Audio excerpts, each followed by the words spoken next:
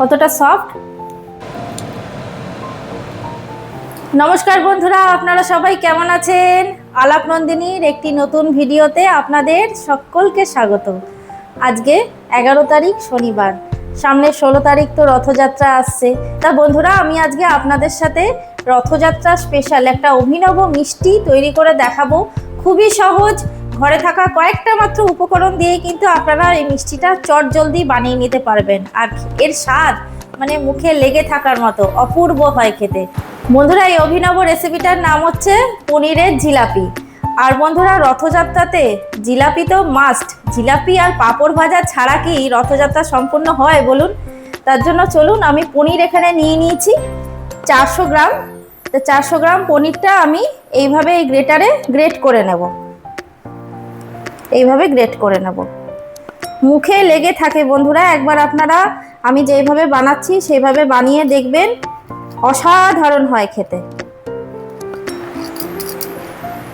এইভাবে চলুন সুন্দর করে পনিরটা আস্তে আস্তে গ্রেট করে নিই।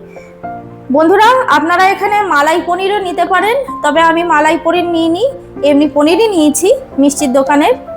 আপনারা চাইলে মালাই পনিরও নিতে পারেন। আর এই মিষ্টিটা আপনারা ছানা দিয়েও করতে পারেন, ঘরে ছানা বানিয়ে ছানা দিয়েও করতে পারেন।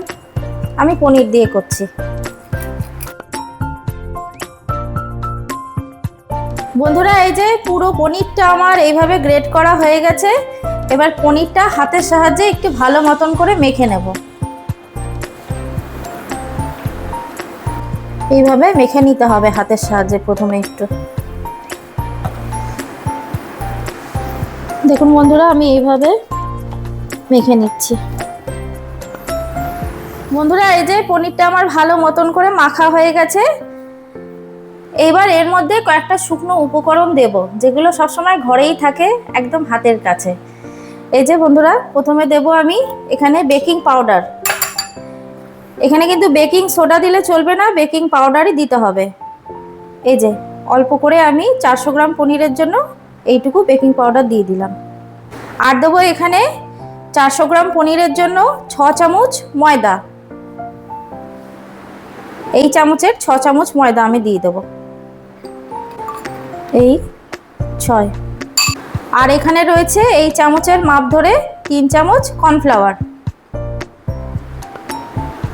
এই 3 শুকনো উপকরণ সমস্ত কিছু দেওয়া হয়ে গেল। এবার এটা হাতের সাহায্যে প্রথমে একটু মেখে নেব। ভালো মতন করে মেখে নিতে হবে। এইভাবে ভালো মতন করে মেখে নিতে হবে। এই যে বন্ধুরা, খুব সুন্দর করে মেখে নিয়েছি। এবার আমি এর মধ্যে এই যে অল্প একটু ঈষদুষ্ণ গরম জলে জাফরানটা ভিজিয়ে রেখেছিলাম, এই জাফরান ভেজানো জলটা এবার আমি এর মধ্যে দিয়ে দেব।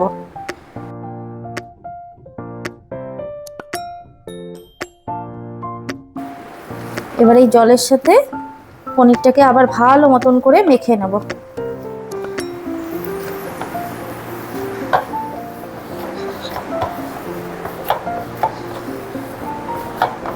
বন্ধুরা, এই মাখাটা কিন্তু শক্ত করলে চলবে না, নরম করতে হবে, তাহলে কিন্তু পনিরের জিলিপিগুলো খুব ভালো হবে। এই দেখুন, এইরকম নরম করতে হবে। কি সুন্দর নরম হয়েছে আমার মাখাটা। বন্ধুরা, এই দেখুন, আমি জিলিপিগুলো শেপ দেওয়ার জন্য এখানে একটা পাইপিং ব্যাগ নিয়েছি আর নিয়েছি একটা নজল।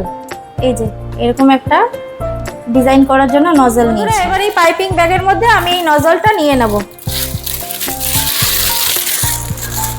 প্রথমে এইভাবে ঢুকিয়ে দেখে নেব কতটা কি কাটতে হবে। প্রথমেই কাটবো না মুখটা, এবার কাটবো।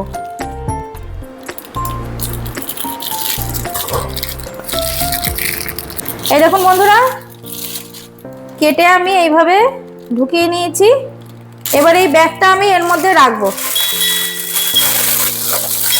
এইভাবে রাখবো।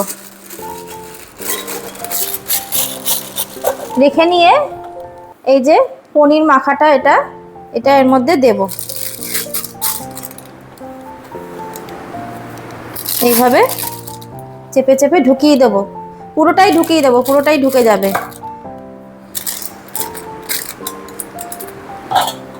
খুবই সহজ, আর ঘরে থাকা কয়েকটা মাত্র উপকরণে বানিয়ে নিতে পারবেন আর ঝামেলা ছাড়া।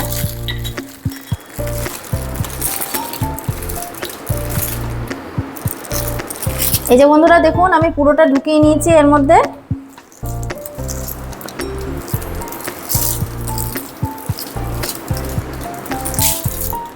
এই যে ব্যাগের মধ্যে আমার পুরোটা ঢোকানো হয়ে গেছে, একদম রেডি। এবার এটা একটা সাইডে রেখে আমি চিনির শিরা বা চাটনিটা তৈরি করে নেব। বন্ধুরা এবার চিনির শিরাটা তাহলে চলুন তৈরি করে নিই। তার জন্য আমি এখানে একটা কড়াই নিয়েছি আর এখানে রয়েছে 400 গ্রাম চিনি। চিনিটা প্রথমে দিয়ে দেব। এই বাটির মাপ ধরেই আমি যতটা চিনি দিয়েছিলাম ততটা জল দিয়ে দেব। এবার চিনিটাকে গলিয়ে নিতে হবে। এই যে বন্ধুরা চিনির শিরাটা না বেশি গাঢ় না পাতলা, সেরকম মতন তৈরি করে নিতে হবে। আর এখানে কোনো তারের ব্যাপার নেই, এক তার দু তার সেরকম কোনো তারের ব্যাপার নেই। একটা চিপচিপে একটা শিরা তৈরি করে নিতে হবে। বন্ধুরা আমি এখানে 4টে এলাচ নিয়েছি আর এই যে মুখগুলো ফাটিয়ে নিয়েছি, এই এলাচটার মধ্যে দিয়ে দিলাম।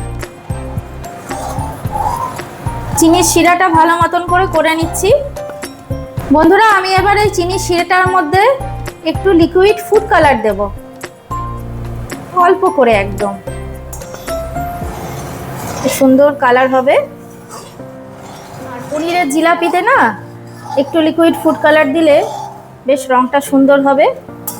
ওই যে বন্ধুরা একটা কথা আছে না, পেহলে দর্শনদারি বাদ মে গুণ বিচারি, সেই হচ্ছে একটা ব্যাপার।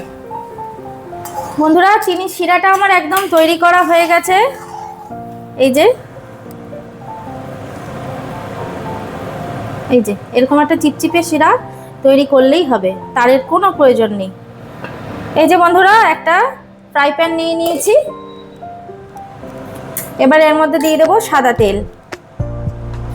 খুব বেশি তেল দেওয়ার দরকার নেই, ব্যাস এই তেলটা দিলেই হবে। বন্ধুরা আমি এখানে তেলটা গরম করতে বসিয়েছি। এবার আমি প্রথমে একটু করে দেখে নিই যে ঠিকঠাক হয়েছে কিনা, বেরোচ্ছে কিনা, সব ঠিকঠাক আছে কিনা মিশ্রণটা।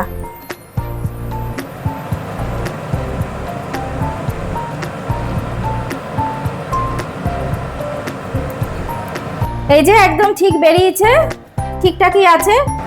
এই তেলের মধ্যে আমি অল্প করে একটু ঘিও দিয়ে দেবো। খাওয়ার সময় মনে হবে ঘি দিয়ে করা হয়েছে, ব্যাস আর দেবো না। বন্ধুরা তেলটা আমি গরম করে নিয়েছি, এবার গ্যাসের ফ্লেমটাকে একেবারে লোয়ে করে দিয়েছি। এবার জিলিপিগুলো ছাড়বো।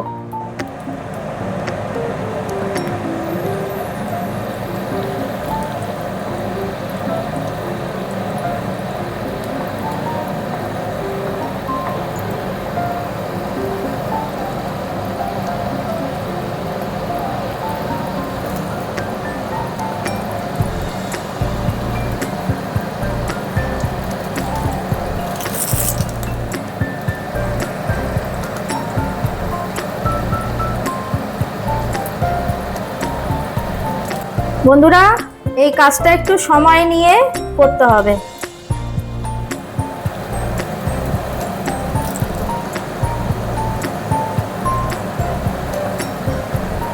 মুখে লেগে থাকার মতন একটা মিষ্টি রেসিপি আমি আজকে আপনাদের সাথে শেয়ার করছি। খুব ভালো লাগে খেতে।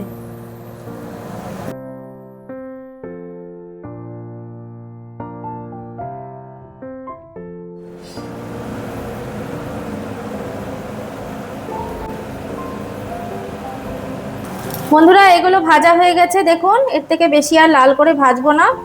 এবার এগুলো তুলে নেব। তুলে চিনির শিরাটা যাতে গরম থাকে এমন অবস্থায় এগুলো এর মধ্যে দিয়ে দিতে হবে। শিরাতে ভিজিয়ে দিই। এগুলোও হয়ে গেছে, এবার তুলে নেব।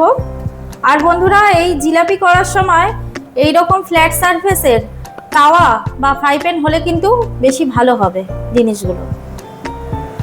এবার শিরার মধ্যে দিয়ে দেবো। এগুলোও তুলে নিই।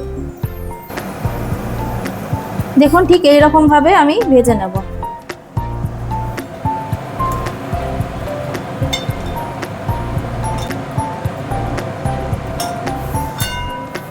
বন্ধুরা আমার সবকটা পনির জিলিপি ভাজা হয়ে গেছে। এই যে বন্ধুরা তৈরি হয়ে গেল আমার পনিরের জিলাপি। দারুণ হয়েছে, দারুণ। আর বন্ধুরা এই পনিরের জিলাপির বিশেষত্ব কি বলুন তো, বাইরে থেকে হবে ক্রাঞ্চি আর ভেতর থেকে একেবারে একদম সফট নরম। দাঁড়ান আপনাদের একটা খেয়ে দেখাচ্ছি।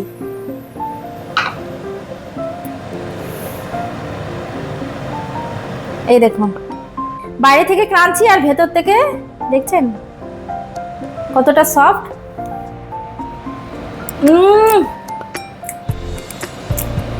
দারুণ হয়েছে বন্ধুরা, আমি যেভাবে দেখালাম এইভাবেই আপনারা করে খাবেন, সবাই নাম করবে আপনার, এতটা ভালো হয় খেতে। তাহলে বন্ধুরা আমার রেসিপিটা আজকে কেমন লাগলো কমেন্টে কিন্তু অবশ্যই জানাবেন, আর ভালো লাগলে একটা লাইক শেয়ার করে দেবেন। আর যারা নতুন এখনো চ্যানেলটিকে সাবস্ক্রাইব করেনি তারা প্লিজ একটু সাবস্ক্রাইব করে পাশে থাকবেন। সবাই সুস্থ থাকবেন, ভালো থাকবেন, আনন্দে থাকবেন। জয় জগন্নাথ।